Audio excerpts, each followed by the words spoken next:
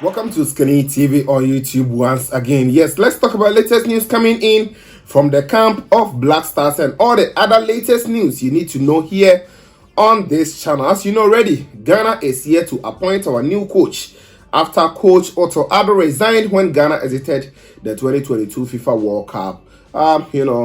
We are yet to get to know who will be the next coach. If you hear it out there that a new coach has been appointed, please and please, I beg, there is no official news like that. No new coach has been appointed. All what you are hearing are rumors. Yes, we know that there are coaches who may be chosen as the coach, but let's not rush things. No coach has been appointed. So we will talk about it here. Dr. Nyan says that if Coach Chris Hughton is given the job, he should stay in Ghana here and work. He shouldn't go and commuting, from abroad to come and work in Ghana. We'll talk about it here on this channel. Then Kudus Mohammed. Yes, he has also become the only African player to be named as part of the under-23 best players by Who Scored. We'll talk about it here on this channel. Then the main one we are going to focus will be BBC's criticism that they are giving to the new players who joined the Black Stars of Ghana. Or did I even say criticism? Well, we will take it like that because they said that the new players did not make any meaningful impact in Black Stars of Ghana's World Cup this particular year. But can we blame it on the players alone? What about the technical team, the tactical approaches and other things that we took into the games? I think we can speak a lot on that. So the likes of Tariq, we'll talk about him. Then we will also talk about, the impact of Inaki Williams, Mohammed, Salisu, all the other players who joined. According to BBC, those players did not really give enough, or they didn't make any impact in Black Stars of Ghana. We will check the full details here on this channel. Before we delve into the details and more, kindly drop us a like. After that, make sure you smash the subscribe button, put on the bell for more updates on this channel. So quickly, so let me begin from Mohammed Kudus. Yes, before we go to the other details on this channel. Yes, WhoScored.com has actually selected best 11 players who are under the age of 23 in the just ended FIFA World Cup in Qatar. And guess what? The only African player to be in it is Kudus Mohammed, who plays for Ajax. This particular World Cup, he scored 2 goals, winning man of the match, providing 1 assist, and also putting up some superb and stellar performance for the Black Stars of Ghana. This has earned him this spot. So quickly, you can just check on your screens and you will see it in there. We have the likes of Diego Costa as the goalkeeper. You also have Diego Dalot, who plays for Man United. He is also the right back. We have Julian Timber and Konate, who plays for France. Timber plays for Netherlands. They are the two there. Alphonso Davies plays for Canada. He is also the left back in here. Jude Bellingham, the English boy, he is also sitting here as a GM. We have Mohamed Kudus and Jamal Musiala. Yes, Kudus plays for Ghana. Musiala plays for Germany. They are in there as well. Bukayo Saka, he plays for England and Arsenal. He is also in there. Left wing position was given to Vinicius Jr., who plays for Brazil, and the striker, yes, you can never take it away from Cody Gakpo. So that is the best 11 of players who are under the age of 23 years. So Kudus is actually, rubbing shoulders with all these guys that we are seeing their names in there. So that's an update quickly. Then before we talk about BBC's own, yes, let's talk about Dr. Nyan. He is the former GFA boss. He says that Chris Hughton should stay in Ghana to work when he is given the job. He is one person who has been advocating for the appointment of Chris Hughton as the next coach for the Black Stars of Ghana. We know we have the likes of Thomas Tuchel, of which I told you that one may not, go through. Yes, we have heard of Thomas Saintfiet. We have also heard of, Steve Cooper and Paulo Bento. We've heard of Elo Stankovic and the other, favorites to take over the Black Stars of Ghana's coaching job. Not forgetting, George Boateng and the others. According to him, he sees Chris Hughton as the next coach for the Black Stars of Ghana. He says that when he is appointed, he should make sure that he stays in Ghana to work.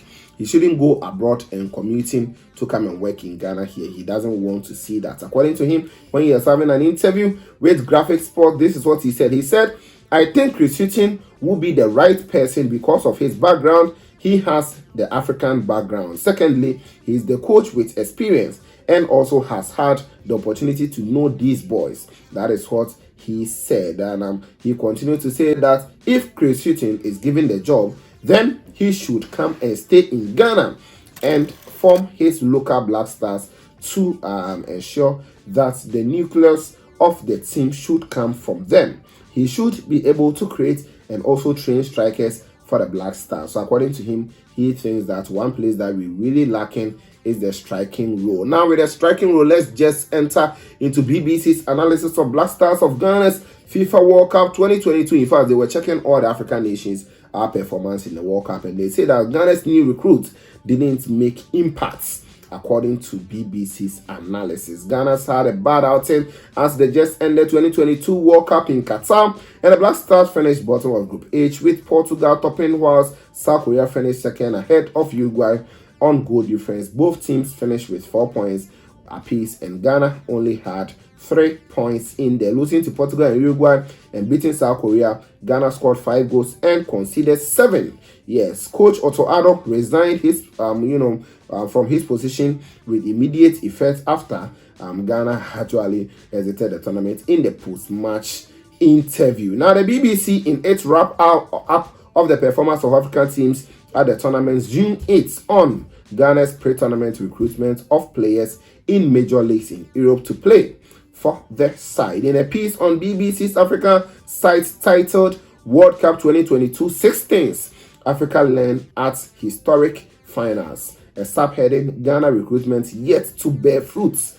Well, they pointed out how Black Stars flattered to deceive in Qatar. It however picked out the impact of Ajax attacking midfielder Kudus Mohammed, especially his stellar performance against South Korea. Full analysis, Ghana recruitment yet to bear fruit. This is what they wrote on Ghana. They said Ghana squeaked into the tournament with an away goal win over Nigeria in the World Cup playoff, but it was clear they needed more quality ahead of the World Cup itself. So alongside technical director Chris Shooting, they set about persuading players with Ghana heritage to join the project, with defender Mohammed Salisu and Tariq Lamptey and forward Inaki Williams among these coming in, recruiting players with dual nationality after World Cup qualification itself raised questions in Ghana both before and after the finals, especially with the Black Stars exiting in the group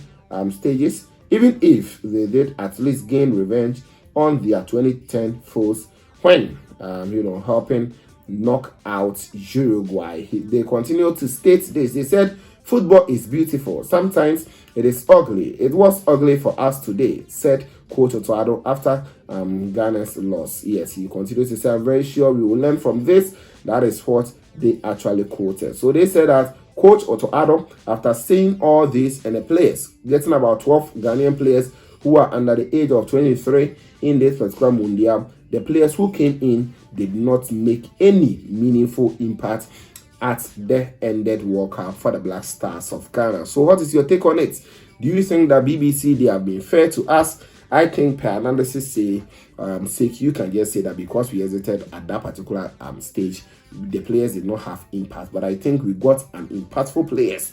The likes of Mohammed Salisu was a super defender that we got, just that we were not able to manage our team very well tactically, and how we set up our formation. Our starting 11 did not help us, not that the players were not quality enough. We saw Tariq Lamptey, who played in the game against South Korea. Yes, the second half he was somehow tired. I've been talking about his stamina because of not getting a lot of playing time at Brighton, but he gave us that super first half performance. And second half, when he was tired, the coach substituted him after an error to go. And we also saw the likes of Mohammed Salisu also scoring for us. He was the pillar at our back. Amate did not do enough for me personally, and I think we should have paired Salisu and Jiku to see how things will work out.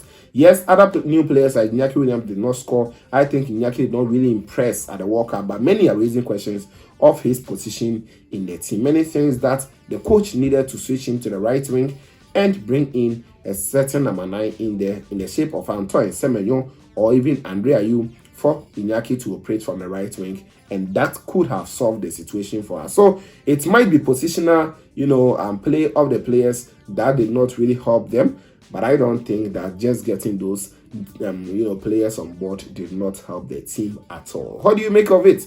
Let me know what you think about it in the comment section. Don't forget to like the video, subscribe, put on the bell for more updates here on this channel. This was Kudus TV, and of course, we shall meet later.